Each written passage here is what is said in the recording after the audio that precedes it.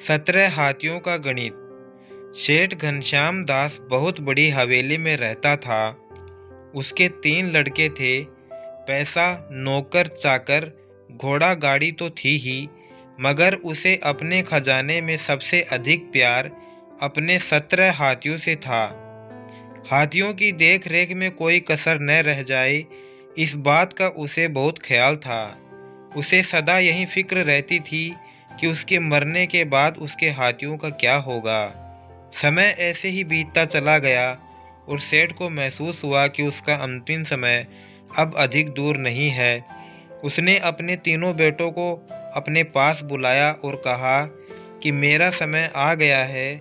मेरे मरने के बाद मेरी सारी जायदाद को मेरी वसीयत के हिसाब से आपस में बांट लेना। एक बात का खास ख्याल रखना कि मेरे हाथियों को किसी भी किस्म की कोई हानि नहीं होनी चाहिए। कुछ दिन बाद सेठ स्वर्ग सिधार गया। तीनों लड़कों ने जायदाद का बंटवारा पिता की इच्छा अनुसार किया, मगर हाथियों को लेकर सब परेशान हो गए।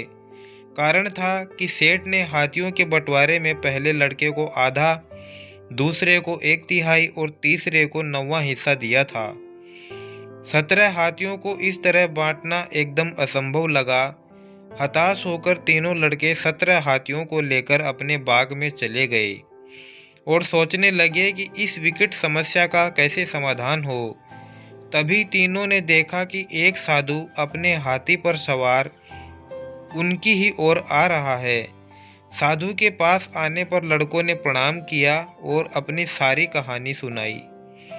साधु ने कहा कि अरे, इसमें परेशान होने की क्या बात है, लो मैं तुम्हें अपना हाथी दे देता हूँ। सुनकर तीनों लड़के बहुत खुश हुए। अब सामने 18 हाथी खड़े थे। साधु ने पहले लड़के को बुलाया और कहा कि तुम अपने पिता की इच्छा अनुसार आधे यानी 9 हाथी ले जाओ।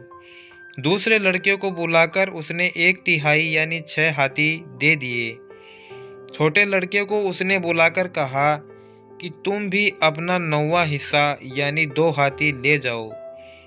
9 जमा 6 जमा 2 मिलाकर 17 हाथी हो गए और एक हाथी फिर भी बच गया।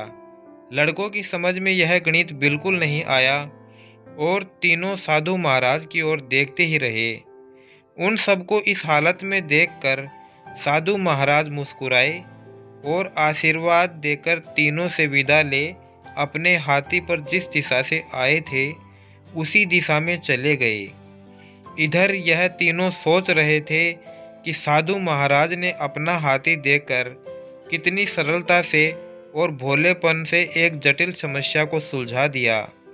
तो दोस्तों, अगर आपको ये कहानी अच्छी लगी हो तो एक प्यारा सा लाइक करें और साथ ही साथ चैनल को सब्सक्राइब कर बेल आइकन ज़रूर प्रेस कर लें, ताकि आने वाले नए वीडियो की नोटिफिकेशन आप तक सबसे पहले पहुंच जाए। वीडियो को अंत तक देखने के लिए आपका दिल से बहुत बहुत धन्यवाद। जय श्री श्याम।